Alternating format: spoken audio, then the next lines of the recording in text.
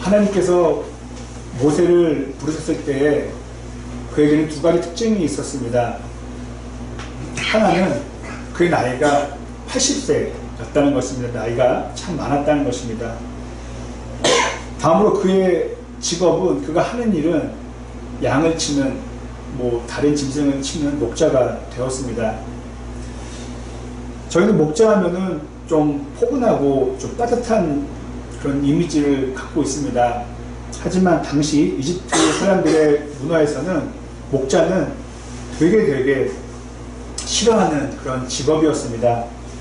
창세기 46장 34절을 보면은 이집트 사람들은 그냥 묻지도 않고 목자라는 사람들을 싫어한다고 나와 있습니다. 그렇다면은 이집트 문화에서 성장한 모세에게는 본인이 목자의 일을 하는 것이 아주 힘들었을 것입니다. 객관적인 이런 입장에서 보면은 모세는 이집트의 왕궁이라는 최고의 자리에 있었다가 또 그 문화에서 가장 낮게 여기는 목자의 자리까지 내려갔던 것입니다. 이처럼 나이가 많은 목자였던 모세를 하나님께서 부르신 것은 아마 그 나이가 드는 동안 많은 지혜와 많은 배움을 얻었기 때문에 그가 이스라엘의 지도자로서 이를 감당하기에 적합하다고 여겼을 것입니다. 그런데 이 목자는 쉽게 받아들이기가 어렵습니다. 그러나 저희의 생각과는 다르게 하나님은 그 목자임에도 불구하고 전혀 상관하지 않으셨습니다. 하나님의 입장에선 모세라는 사람이, 아니 그 어떤 사람이 한 나라의 왕이든 한 나라의 하층민이든 또 불가촉 천민처럼 여기는 목자를 하더라도 전혀 상관이 없었던 것입니다. 왜일까요? 하나님이 일하시기 때문에 그가 누구든 관계가 없었다는 것입니다. 만약에 사람이 하는 일이라면은 기왕이면은 젊고 기왕이면은 더 능력이 좋고 더 많이 하는 사람을 뽑으셨겠지만은 사람이 아닌 하나님의 능력으로 행해지는 것이 바로 출애굽이었습니다.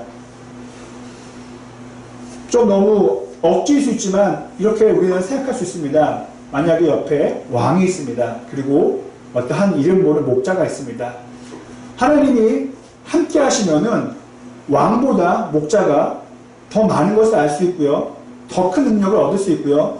더 깊은 지혜를 얻을 수 있다는 것입니다.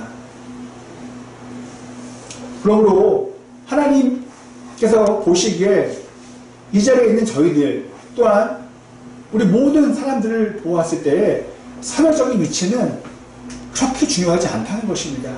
물론 사회적 위치를 저희가 고려하지 않을 수 없지만은 하나님을 믿는 저희들은 정말 너무 이상적으로 들릴 수 있겠지만은 다 평등하다고 말할 수 있습니다. 우리는 예수님을 한번 보면은 더 정확히 알 수 있습니다. 예수님이 이 땅에 오셨을 때 어떤 모습으로 오셨습니까?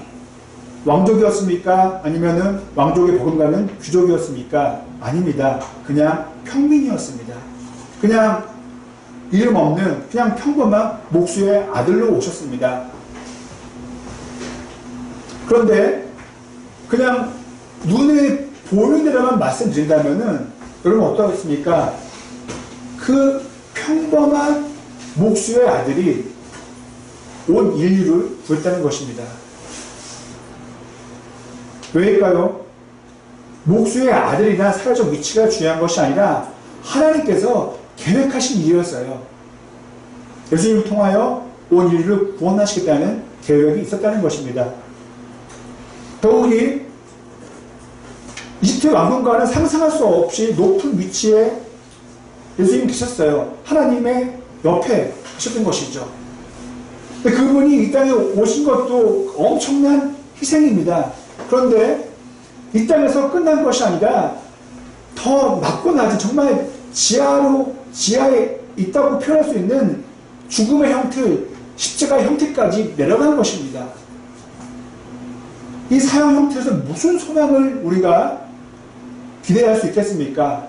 그러나 하나님께서 하셨기 때문에 그 죽음의 형틀이 구원의 열쇠가, 부활의 열쇠가 되었다는 것입니다.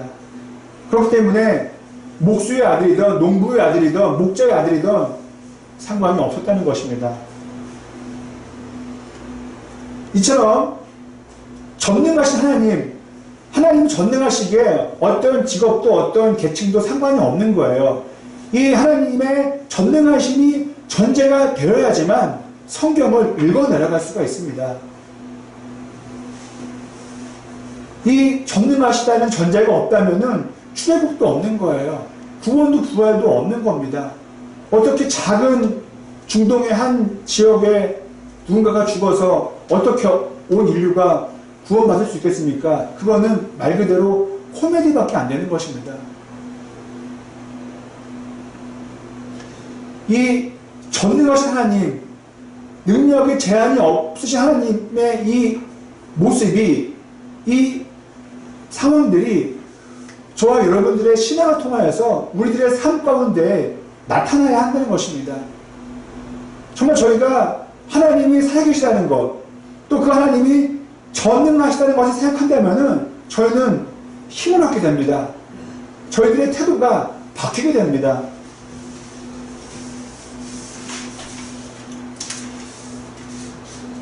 우리는 우리의 지금의 삶의 현장을 보면서 또 저마다의 삶을 보면서 희망이 없다고 얘기할 수 있습니다. 그리고 나는 지금 내가 원치 않는 삶을 살고 있어. 마치 이집트 문화에서 가장 최하층을 여겼던 목자의 삶을 살고 있어. 이것은 내 어렸을 때 꿈이 아니야 라고 생각할 수도 있습니다. 그래서 우리를 스스로를 가리켜 희망이 없어, 호플리스라고 말할 수 있어요. 하지만은 하나님의 입장에서는 저희가 아무리 호플리스다 써도 하나님의 눈으로 보시기에는 아니라는 거죠. 아니야 얘야, 아니야 얘들아, 너의 삶이 충분히 희망적이야, 희망이 있어, 호프풀이야. 이 레스에서 풀로 바뀌는 게 어려운 게 아닙니다. 이것이 바로 십자가의 부활로 이루어지는 현상인 것입니다. 없음에서 가득함으로 바뀌는 것. 이 전체적인 것이 구원이라는 것입니다. 지금 한국 사회에 너무도 어려운 일이 발생했습니다. 저는 그 정확한 의미는 모르지만은 지금 광화문 광장에서 비춰지는 작은 촛불이 저는 희망을 상징한다고 봅니다. 어두운 현실이지만은 촛불처럼 호플리스에서 호프풀이 될 것입니다. 이 짧은 예배를 들으면서 저희들에게 있는 마음에 있는 양초에도 불이 켜져야 할 것입니다. 우리도 촛불을 들어야 할 것입니다. 제가 더블린에서 목회를 마치고 한국으로 왔을 때 저에게 있는 돈은 한국 돈으로 계산하면은 약 20만 원이 전부였습니다. 주변에서 도와주거나 가족들에게 의지한다고 하더라도 제 상황상 크게 달라질 것은 없었습니다. 33살의 젊은 청년에게 있는 돈이 30만 원도 아니고 20만 원이라면은 참 쉽지 않은 상황이었던 것입니다. 그리고 목회할 것도 그 당시에는 정해지지 않고 한국으로 들어왔기 때문에 정말 제 삶을 본다면은 호플리스였습니다. 참고로 여러분들이 그럼 목회에서 정하지 않고 왜 무작정 왔습니까? 라고 물어보신다면은 극히 신앙적으로 말씀드려서 하나님의 말씀에 따른다고 해서 그렇게 온 것입니다. 저희 더블레이스 하나님께서 염려하지 말아라, 그냥 기다려라, 기도해라 라고 해서 무작정 들어왔던 것입니다. 그러나 일일이 저의 삶을 다 전해드리지 못하더라도 저의 삶은 호플리스가 아니었습니다. 호플리스라면 이 자리에 서 있을 수도 없을 것입니다. 그리고 저는 늦게 장가를 갔지만은 20만 원으로 장가를 갈 수 있기는 어려운 현실입니다. 지금도 목회를 시작하면서, 새롭게 시작하면서 많은 분들이 걱정과 염려를 하셨습니다. 지금도 염려를 많이 하십니다. 현실에 비추어보면은 그 염려와 걱정은 되게 타당한 것입니다. 있는 그대로 저희들이 얘기해 본다면은 호프리스까지는 아니더라도 호프라고는 말하기는 쉽지 않은 상황입니다. 하지만 앞서 말씀드린 하나님은 살아계시고 그 하나님께서는 전능하신 분이라고 생각한다면은 호플리스를 할지라도 호프를 받긴다는 겁니다. 저에게 20만원밖에 없었지만은 그것이 호플리스 끝나지 않고 호프풀을 받겠다는 것입니다.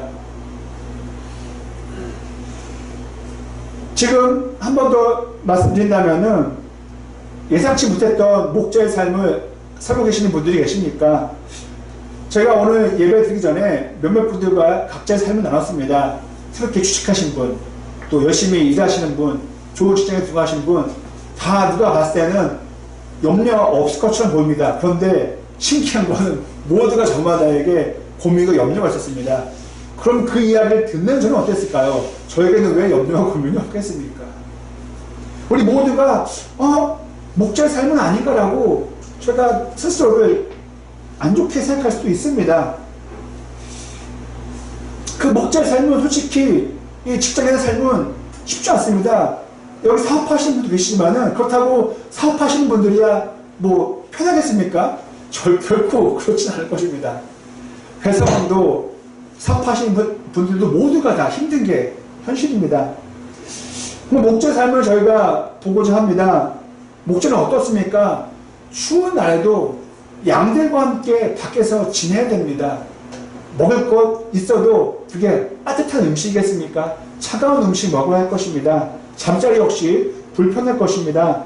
또 잠을 잔다 하더라도 양들을 지키기 위해서 편한 잠 자겠습니까? 그런 잠 못 잘 것입니다. 작은 낙엽 속에도 일어날 것입니다. 불편한 게 너무도 많을 것입니다. 하지만 하나님께서는 모세가 왕궁에 있을 때가 아닌 그 들판에 있을 때에 양들과 함께 있을 때에 찾아오셨다는 것입니다. 그렇다면은 지금 저희들이 목자의 삶처럼 누추하다고 여기는 삶이라 할지라도 지금 이 목자의 삶이 나쁜 게 아니라는 것입니다. 오히려 이 시간이 하나님을 만날 수 있는 가장 큰 복의 시간이라는 것입니다.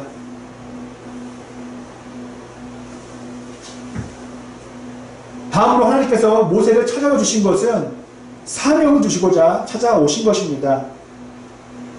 사실 40세의 모세 입장에서 왕자로 있다가 떠났어요. 그리고 80세까지 40년 동안 목자 생활을 했습니다. 먼저 말씀드리자면 그가 사망한 나이는 120세입니다. 뭐 많이 살았지만은 엄청나게 100년을 산 것은 더 아닙니다. 80세에서 그냥 그렇게 목자로 살면서 조용히 살면서 인생을 마감해도 나쁘지는 않았을 거라 저는 생각해 봅니다. 가족들과 함께 내가 먹을 거 내가 수확하고 그렇게 양떼치면서 잘 지내는 거 뭐 그렇게 나빴겠습니까?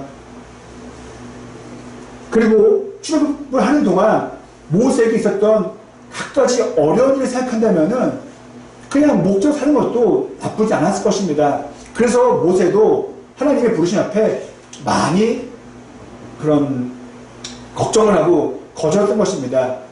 내가 너를 쓸게라고 말씀하실 때 목자된 모세는 예 알겠습니다 라고 하지 않았어요. 계속 거부했습니다. 하나님의 생각은 목자였던 모세가 이스라엘의 영도자요 지도자가 되기를 바라셨습니다. 그렇다면은 한번 생각해 보십시오. 하나님께서 모세에게 권력과 명예를 주시고자 그를 불렀겠습니까? 아닙니다. 좀 모세에게는 미안하지만 이스라엘 백성을 위해서 그를 부르신 것입니다. 출애굽의 주인공은 이스라엘 백성이지 리더 모세가 아니었다는 것입니다. 여기서 우리는 하나님의 마음을 읽을 수가 있습니다. 저희가 이렇게 출애굽기를 보면서 모세의 삶을 보는 이유는 무엇이겠습니까? 그냥 대단하네 잘했네 박수만 치라는 것이 아니에요. 너도 모세야. 너도 지금을 살면서 일어나서 누군가에게 도움이 되는 삶을 살아야 돼. 또 어떤 걸 이럴 수 있으세요? 모세가 불쌍한 거 아니냐? 아니죠. 모세가 정말 싫었다면은 지팡이 던지고 떠났을 거예요. 모세도 그 길을 걸어갔지만은 그때 말로 표현할 수 없는 감사와 하나님의 영광을 느꼈던 거죠. 그러니까 마지막까지 사명을 감당했던 것입니다.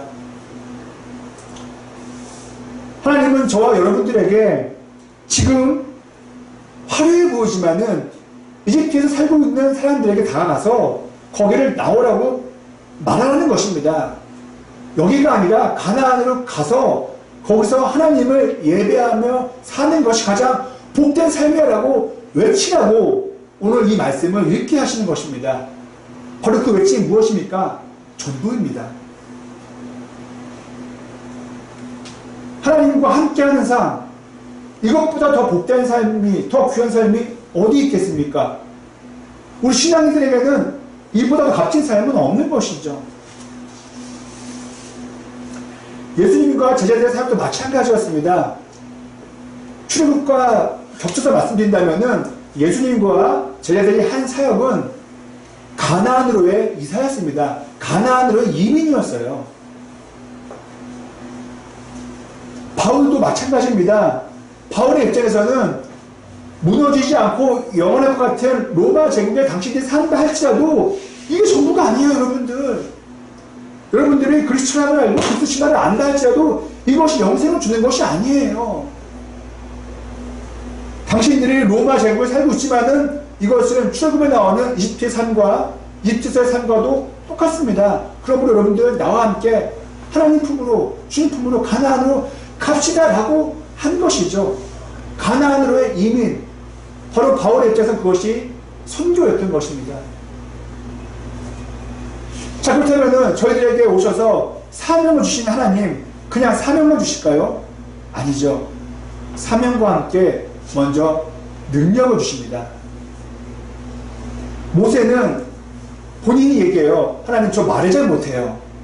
그러니까 하나님께서 말씀하시죠. 이미 그것을 알고서는 너보다 말을 잘하는, 너보다 3살 많은 형 아론을 보내줬어. 지금 너에게로 오고 있는 길이야. 하나님은 우리의 레스를 아세요. 우리 부족한 것을 아세요. 그래서 그것을 풀로 채워주시고자 필요한 것들을, 필요한 사람들을 보내주신다는 것입니다. 그리고 특별히 모세에게는 놀라운 기적을 일으킬 수 있는 능력을 부여해 주셨어요. 누가요? 하나님께서요. 사도행전을 보더라도 예수님께서 제자들에게 복음을 전파라고 말씀하셨습니다. 하지만은 그냥 제자들에게 야 베드로 뭐 요한 복음 전해 끝이 아니에요. 너희들 복음 전해야 돼. 그런데 성령이 너에게 오실 거야. 능력을 받게 될 거야. 그 다음에 전해. 이것이었습니다. 우리가 이번 주 목요일날 수능시험 있었습니다. 예전 분들에게는 학력고사였습니다. 여러분, 이 수능시험 초등학생에게 보게 하겠습니까? 중학교, 제가 중대가 말할 뻔했네요. 중대 초등에게 나쁜 표현이 아니죠. 귀여운 표현이죠. 그 아이들에게 수능시험 보게 하겠습니까? 아니에요. 고등학교 교과과정을 이수한 사람에게 수능시험을 보게 합니다. 왜일까요? 그 정도 고등학교까지 공부했으면은 수능시험을 볼 수 있는 능력이 된다고 인정하기 때문에 그렇습니다. 그러므로 하나님께서 저에게 주시는 사명 감당하는 데 있어서의 우리가 너무 염려할 필요는 없다는 것입니다. 하나님이 저희들에게 수능시험 문제지를 줄 때에 우리들의 영적인 상태가 고3에 이르렀을 때에 그때 주신다는 겁니다. 대신 저희들이 기억해야 할 것은 있습니다. 이것은 하나님께서 순전히 모세의 성공과 출세를 위해서 모세를 부르신 것이 아니라는 것입니다. 제가 동화 금도끼 은도끼를 잠깐 성경적으로 한번 말씀드려 보겠습니다. 성경적으로 본다면은 그 동화에 나오는 금도끼 은도끼가 선물로 받은 그 나무꾼은 그걸로 잘 먹고 잘 사는 게 아니에요. 하나님이 말씀하시는 그 동화에 편집된 내용은 얘야 너가 그렇게 정직한 선물로 정직의 대가로 금도끼와 은도끼 받았으면은 그걸로 더 나무를 잘해서 이 겨울을 모든 사람들과 따뜻하게 잘 지내라. 이것이죠. 그리고 마을에 혹시 흉년이 들었다면은 그 금도끼를 팔아서 같이 음식을 나눠라. 이것입니다.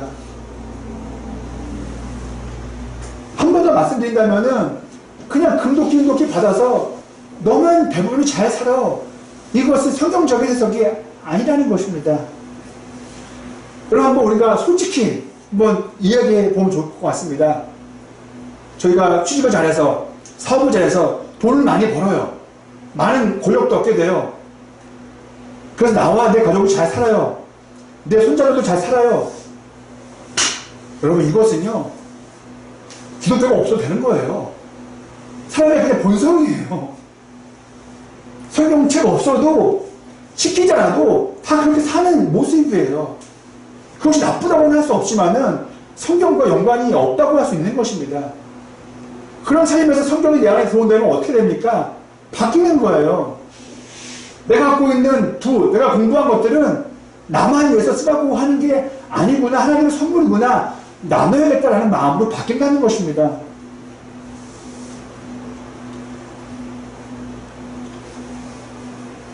우리는 교회를 다니면서 한번 냉정하게 짚어봐야 합니다. 과연 기독교가 말하는 하나님의 가르침은 무엇인가? 기독교의 진리는 무엇인가? 하나님께서는 우리들에게 이렇게 오늘도 말씀하십니다.